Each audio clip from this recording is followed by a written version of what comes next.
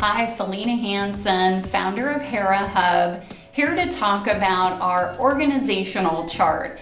And this came up from a member of ours that asked about my first hire for the business and how we structure the business, how we've grown our team. So first I'm going to start off with that org chart, if you will.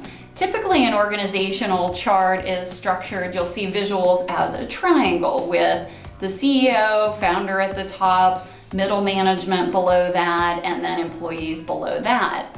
And a lot of companies, including Zappos, have gone to what they refer to as a flat organizational structure.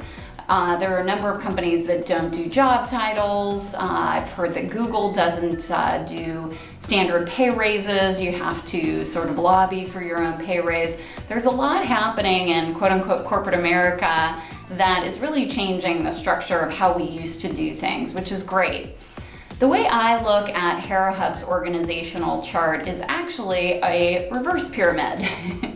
So on the top of that pyramid, I see our members. To me, they are the most important thing. If our members aren't successful, frankly, we're not successful. And so I put our members at the top of the pyramid. And because we have more members than staff, I show that pyramid as being, again, inverse and big at the top, so to speak. Below that, I put our franchisees. So again, if our franchisees are not successful, then we're not successful. So you can start to see a pattern here, and our franchisees are extremely important to us. They are really the most important piece to help us expand our network internationally. And just below our franchisees is what we would call our corporate staff, our internal team, which is an amazing group of individuals that ranges all the way from early 20s to early 60s. And this is the core team that really supports our franchisees and then of course our members. And then I'm all the way at the bottom of the pyramid.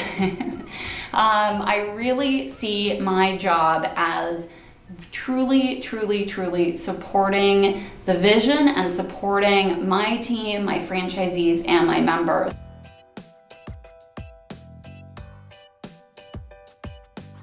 So this is the question that came up from one of our members is, how did you make that decision to hire your first employee? What were you looking for? And then what were the tools you put in place to really set that in motion? So I got lucky. I met a young woman through one of our members at a TEDx San Diego event. It was a referral for an internship. Her name is Janelle Dahl. She came to us in her senior year. It was close to her graduation period, pretty much her last semester at San Diego State. And she wanted to learn about operations. So we wrote an ops plan and we did all kinds of fun stuff in her internship. Unfortunately, I wasn't able to bring her on the team right away. I had sort of an interim COO, if you will, or somebody that was kind of coordinating some of the operations. It was a member that had stepped up to work with me part-time.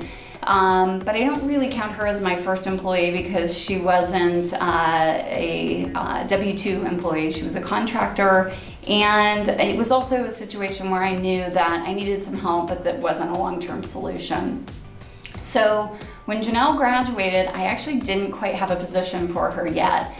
And about 6 weeks later, Vicky, the one that was helping me with some of the operations support initially, took a full-time job with a software company. She decided to go back into software. And I remember the day when I thought, this is my time to snag Janelle back. So Janelle was our first official hire as the operations coordinator.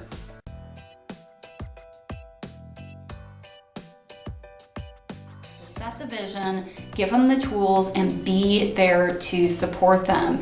Be there to make sure that they have everything that they need to be successful and help all of us implement the vision. So again, I'm at the bottom of this inverse triangle, if you will, and I am there to support not only my team, my franchisees, but my members. And I gotta tell you, it is absolutely liberating. Just changing that mindset of You're in charge, and I do this with interns too. You're in charge of whatever it takes to get us to that vision. I'm here to support you.